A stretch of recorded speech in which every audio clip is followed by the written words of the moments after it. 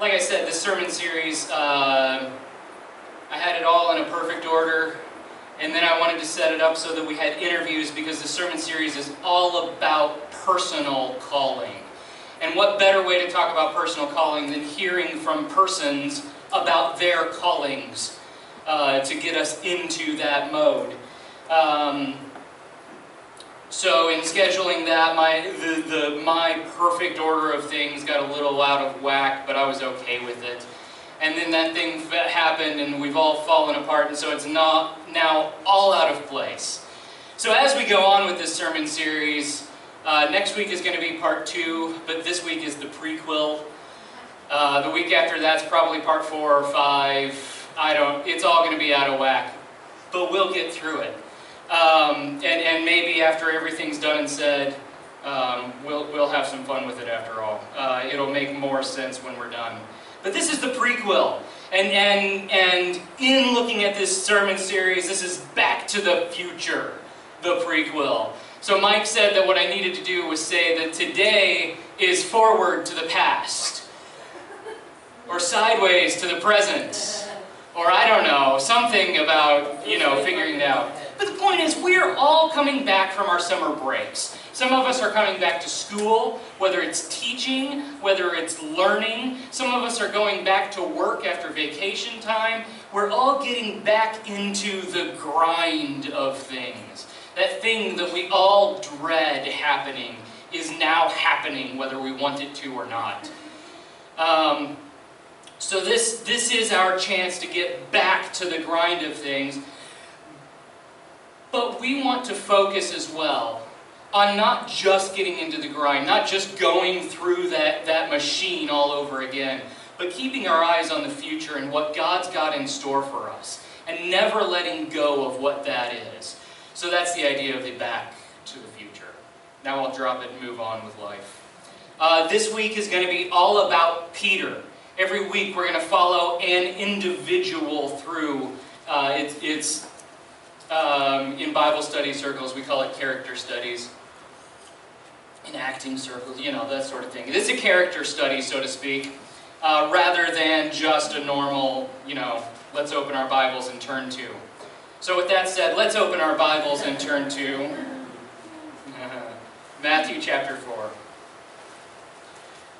The video did a great job of saying a lot of things that I don't have to say, but I'm going to say anyway and not spend as much time with it.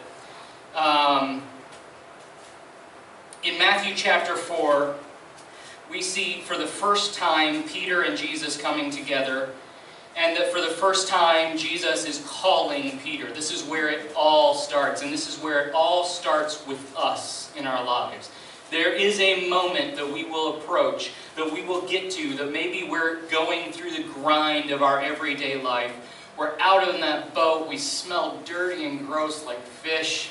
We haven't caught anything all day. We're not going to keep up with our bills. All of the junk that's happening. And in the midst of all that, Jesus comes up and says, "Follow me." Now as Jesus was walking by the Sea of Galilee, he saw 2 brothers, Simon, who was called Peter, and Andrew, his brother, casting a net into the sea. They were fishermen, see? And he said to them, "Follow me, and I will make you fishers of men." I want to take a little bit of a sidestep here. And I want to take a moment and say, what they're going to do is they're going to drop, verse 20, I guess. Immediately they left their nets and followed him. Obviously, yes, they leave everything and they follow. But Jesus doesn't say, I'm not wording this the way I want to. He's turning what they're already doing into a different way of doing it. There we go. He's saying, you will still be fishers. This is what you're going to be. You're already doing it. This is what you're good at. This is your passion. This is what you just love doing. Now, do it for this purpose. We're going to switch it. We're going to move it a little bit over. And yes, you're going to leave your nets and you're not going to stink quite so much like fish anymore, but you will go on and you will stink like men or sheep or I don't know, something else. Going on from there, He saw two brothers, James the son of Zebedee and John his brother, in the boat with Zebedee their father. Zebedee, the sons of Zebedee as they were known, the sons of thunder. So as you hear the thunder, that's a good key to this as well. They were mending their nets. He called them. Immediately they left the boat and their father and followed him. Now here's to go into a little bit of what that video was talking about. These guys are fishermen. They were failures. They wanted to go in. They wanted to be the best of the best. They wanted to be these rabbis, to be big deals, which is why they're the sons of thunder, and Peter's the rock. And they have these really cool nicknames. And Peter hides a sword in his jacket just in case the revolution can happen at any moment. And James and John are always wrestling with each other about who's the best in the entire kingdom. And they just want to be the best. But at this point, when Jesus comes up to them, they are definitely not the best. They're having trouble with finances. They're having trouble becoming their own people. They have failed, and here they are wallowing in being fishermen. And yet, success comes out of that failure, because up comes Jesus. Up comes this rabbi that they haven't seen just yet. And instead of them coming to him and handing him their resume and saying, "We really want to follow you, please say we're good enough," he comes up to them and says, "Come and follow. I know who you are. I know what you're doing. I know what all those other guys said. I know you feel like a failure, that you're not the best, that you're not the most qualified. But you are going to be in my kingdom. Come and follow." He doesn't lay out everything on the table. He doesn't say, "This is what we're going to do. This is exactly how it's going to go." He says, "Come and follow." A lot of times we angle for things. We want to know, well, what's going to be in it? What's going to happen? We need to know exactly how this is going to happen, because they're leaving those nets. How are we going to pay our bills, Jesus? You want us to follow, but we haven't heard you teach just yet.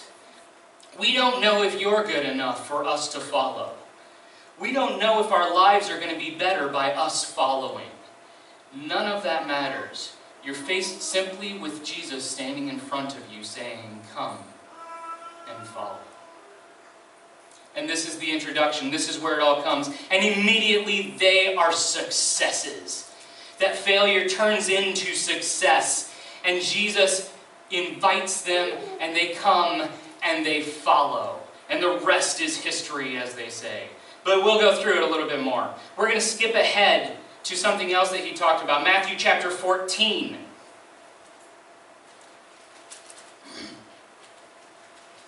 Like I said, in this video, he talked about this, but I want to talk a little bit differently about this. Matthew chapter 14, we're going to start at verse 24. He sent the disciples out in the middle of the Sea of Galilee on a boat. And just like this morning, the boat is experiencing some turbulence. But the boat was already a long distance from land, battered by the waves. For the wind was contrary. Great translation. And in the fourth watch of the night he came to them, walking on the sea. What in the world? He's on the water and he's walking. When the disciples saw him walking on the sea, they were terrified and said, "It is a ghost." They cried out in fear. But immediately Jesus spoke to them, saying, "Take courage, it is I, do not be afraid." One of the commentaries I read said, this could easily be an "I am" statement. Jesus identifying himself with God, saying, "Yahweh is here. Peace be with you. Do not be afraid." And Peter, of all people to do this, says to him, "Lord, if it is you, command me to come to you on the water." Of course he wants to follow. Of course he wants to be a disciple. Of course, being Peter and wanting to be the best of the best of the best, he wants to show off. There's 12 guys in the boat. Of course I can do this, he says. And Jesus says, come. And Peter gets out of the boat and walks on the water towards Jesus. But seeing the wind, he became frightened, and beginning to sink, he cried out, Lord, save me! Immediately Jesus stretched out his hand and took hold of him and said, you of little faith, why did you doubt? When they got into the boat, the wind stopped, and those who were in the boat worshipped him, saying, you are certainly God's Son.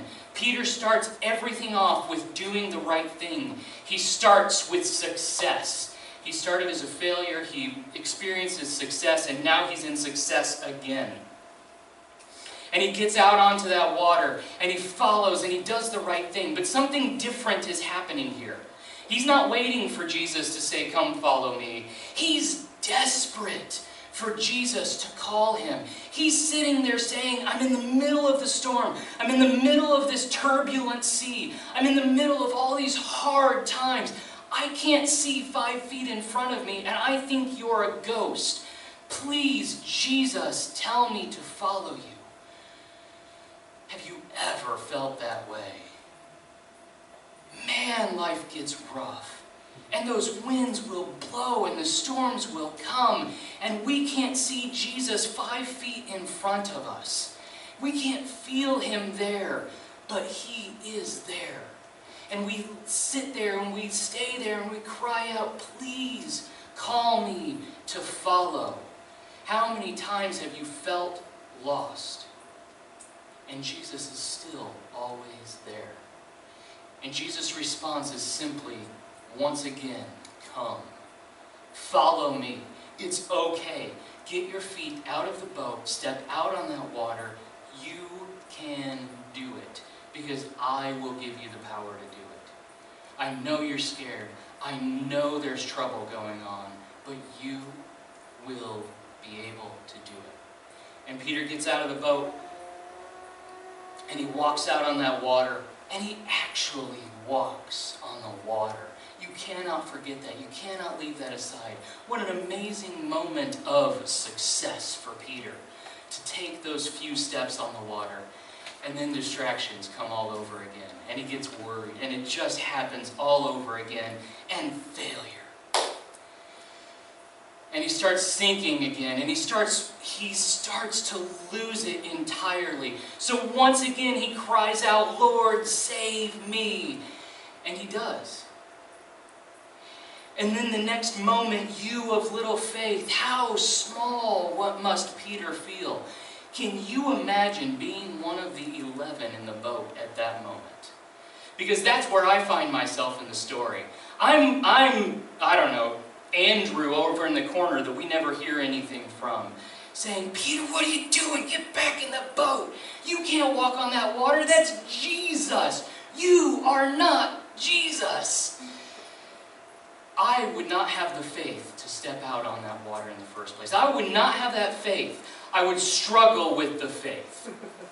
Let me put it that way. Just tell Jesus to call me out of that boat. Jesus, it's nice in here. Come in off that water, is my response. You know? It's cool that you're doing that. I will worship you and you are amazing, but let's get in the boat now. And there's Peter to have such an amount of faith, to ask to call, to follow the call, to get out of that boat and into the stormy sea and take those first few steps. And he's the one with the little faith? Are you kidding me? Peter has a little bit of faith? Oh, that I would have the faith of Peter. That I could call out in all of those times. That I would ask for the absolute ridiculous thing. Yeah, I can walk on water, because Jesus did it. That's the power that Jesus gives us. That's the connection that we have with this. That despite the success that Peter has, and despite that failure that he has the faith to do it in the first place, to risk that failure happening, to fall into that water, to get himself wet. Let's move on, probably the very next page, Matthew chapter 16. I think Peter is the patron saint of all parkour enthusiasts, or YouTube video failures. For those of you who know what I'm talking about, these are the people that constantly run and jump and do crazy things, and inevitably run face first into a brick wall. And this is what Peter does his entire life in the Gospels. We constantly see him battling with success and failure. And when he succeeds to such great soaring heights. And when he fails, oh man, it's miserable. And you just sit back and you want to say, Peter, are you okay? But there's also something funny about how terrible that fall was. And oh man, Peter, thanks for the YouTube video. Please get yourself healed and better so that we can come back and see some more of this. But so that we can learn from it. Matthew chapter 16, again in the midst of a crowd. We're starting at verse 13. Now when Jesus came into the district of Caesarea Philippi, he was asking his disciples, who do people say that the Son of Man is? He's referring to himself here.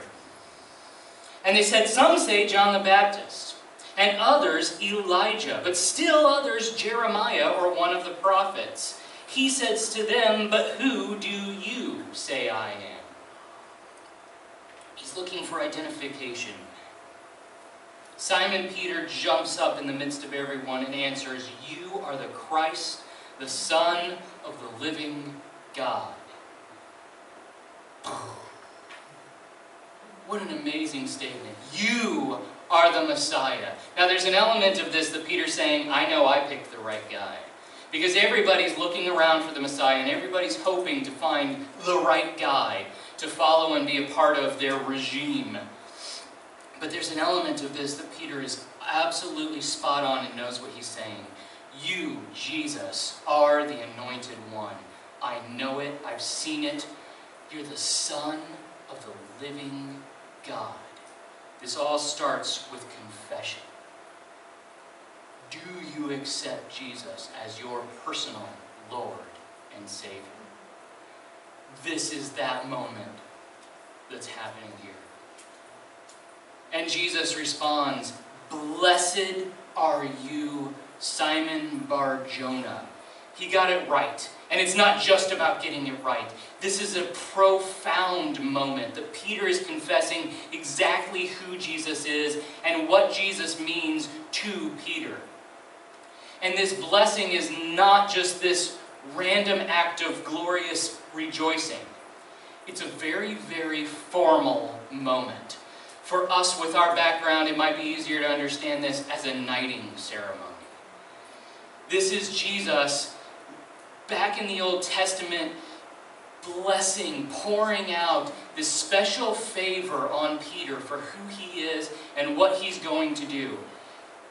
Blessed are you, Simon, son of John, because flesh and blood did not reveal this to you, but my Father who is in heaven.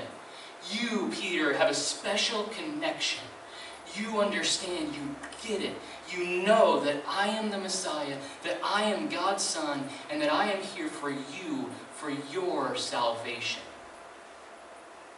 I also say to you that you are Peter, Peter meaning rock.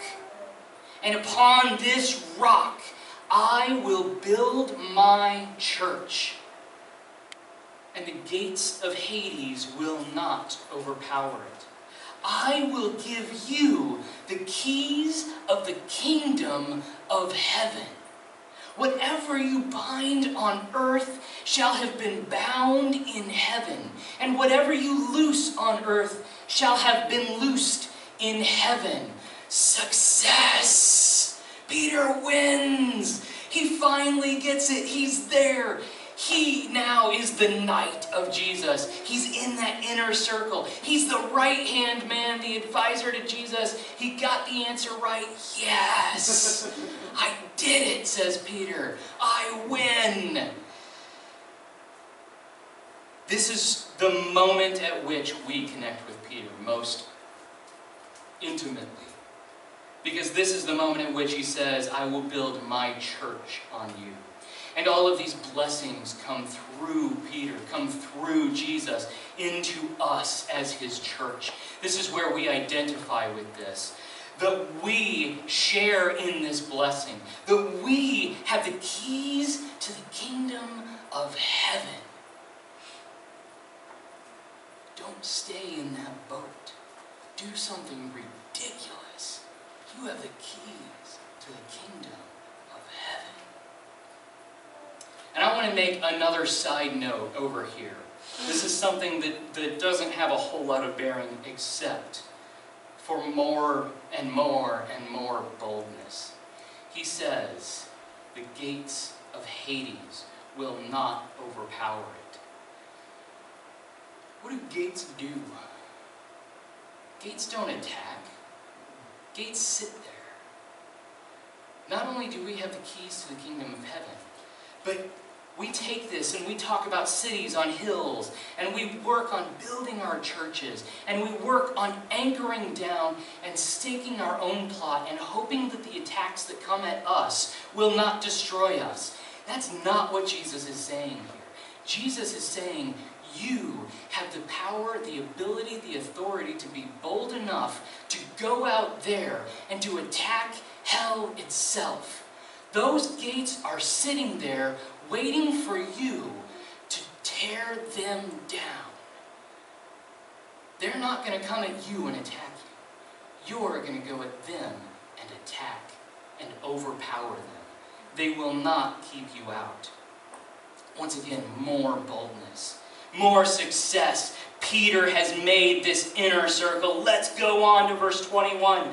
From that time, what's going to happen next? Jesus began to show his disciples that he must go to Jerusalem and suffer many things from the elders and chief priests and scribes and be killed and raised up on the third day. Wait a minute, this can't be right. So Peter takes him aside and says, God forbid it, Lord. I won't let this happen. Look, under my cloak, I've got this sword. When they come to arrest you, I'll chop their ears off. We'll win this thing, I promise. It's gonna be okay. You won't have to die. You made me your knight. You brought me into your inner circle. I'm your advisor. It's okay for me now to pull Jesus aside and say these things. Right? God forbid this ever happen to you. Jesus' response, get behind me, Satan. What? Are you kidding me? You just called me the rock. I had the keys to the heaven. Nothing's gonna... And now I'm Satan? Now I'm on the wrong side of things? You are a stumbling block for me, he says.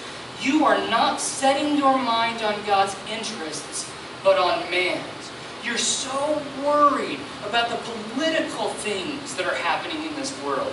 You're so worried about getting things right, about your successes and your failures, that you've lost the point entirely.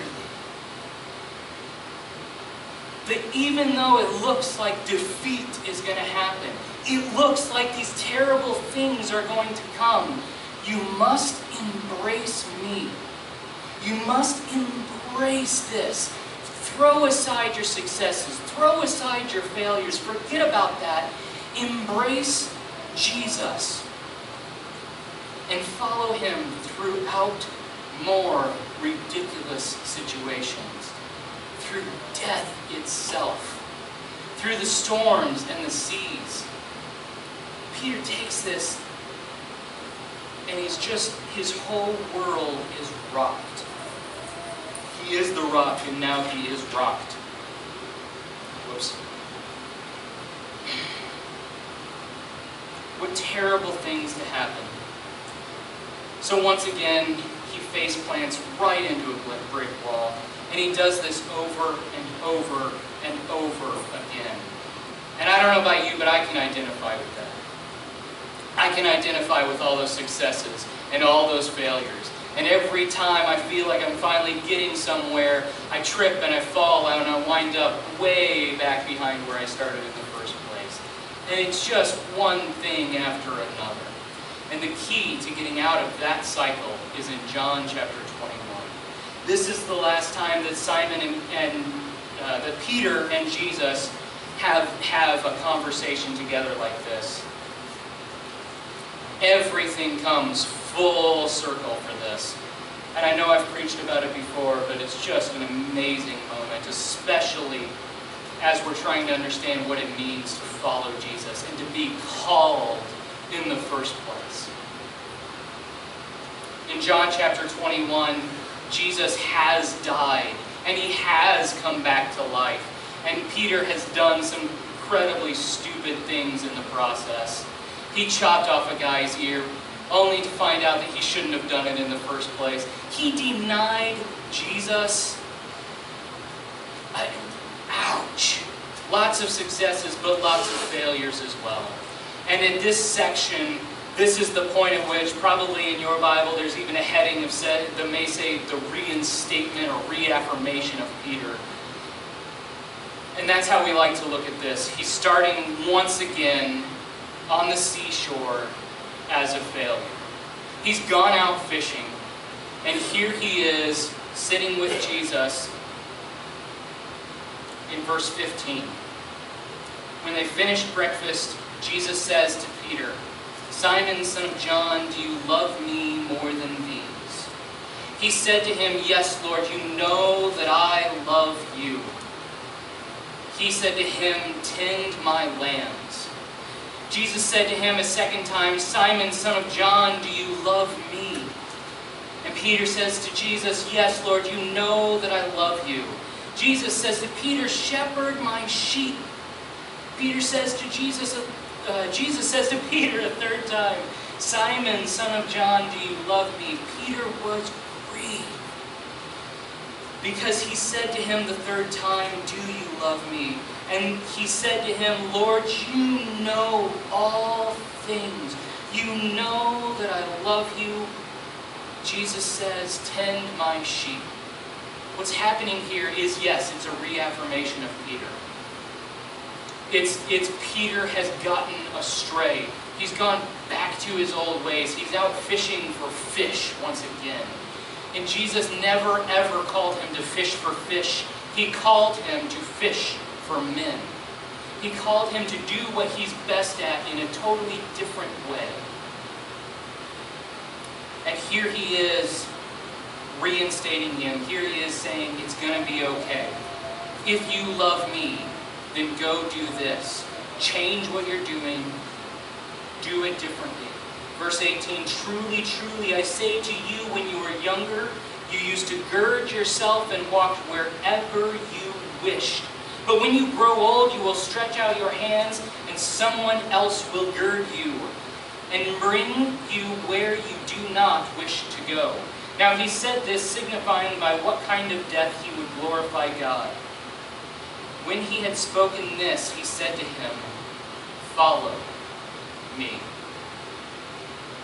So once again, Peter starts off as a failure.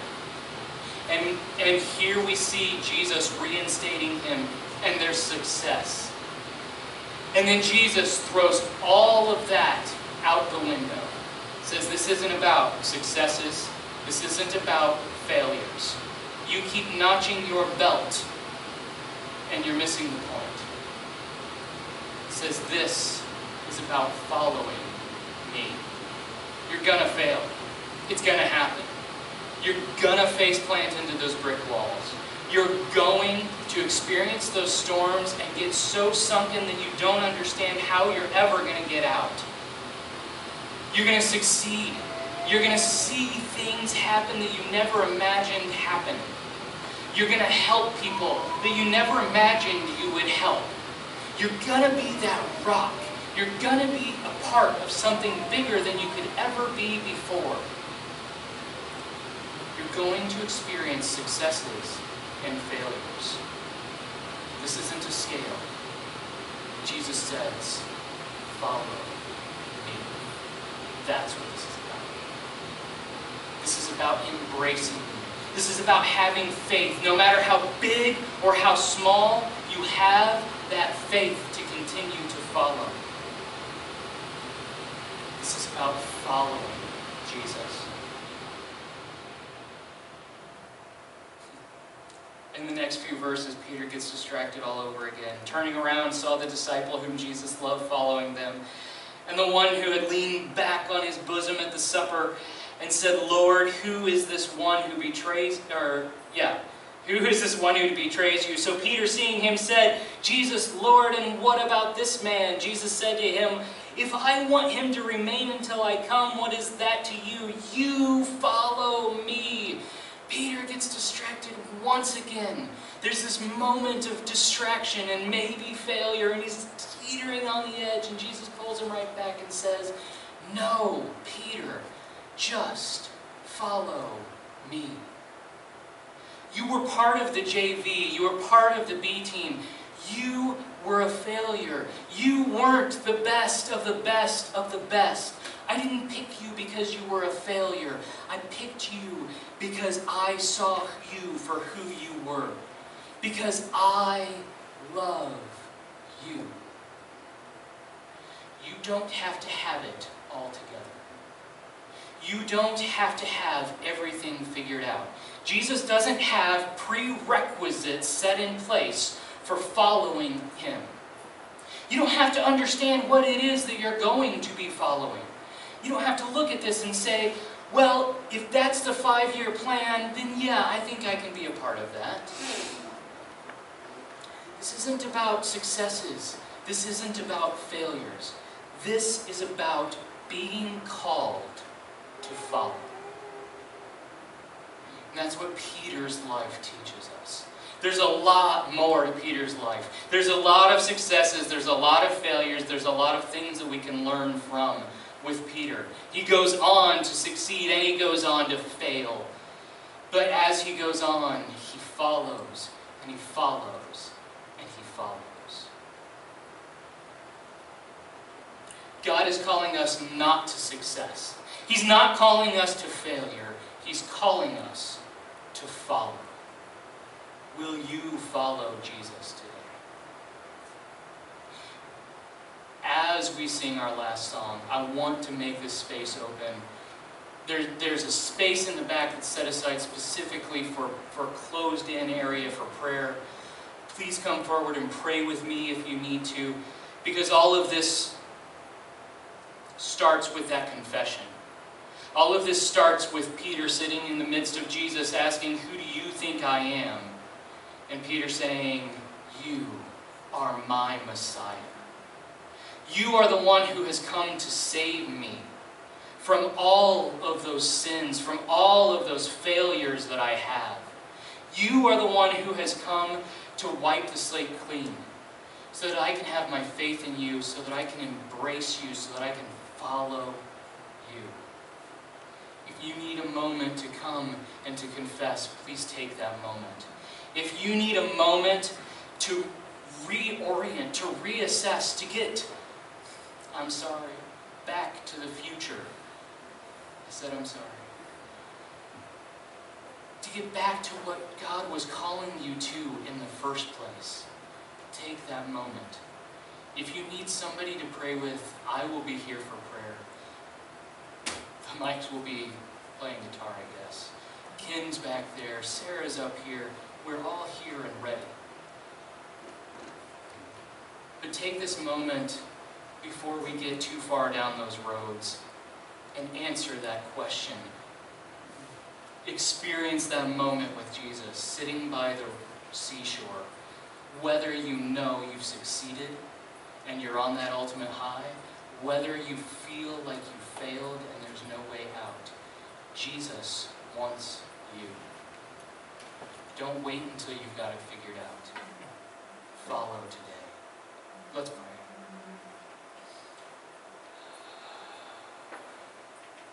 Father, thank you. Thank you for calling us, no matter what. Thank you for always calling us. That those times that I know very good and well that I have failed, that I have not honored you, that I have not done the thing that I was supposed to do at the time that I was supposed to do it. That at those times that I'm 6 feet under, and I see no way out, whether it's in dirt or water or mud or sand, that you are always, always, always calling me to follow you. This isn't about guilt. This isn't about having to do the right thing, or that I've done the wrong thing and I need to figure it out before I can come to you. That you love us, even while we have failed. Help us to follow you when we're tired, when we're bruised, when we're battered, when we're high, when we know how much you love us. Help us to follow you. It's in your name we pray.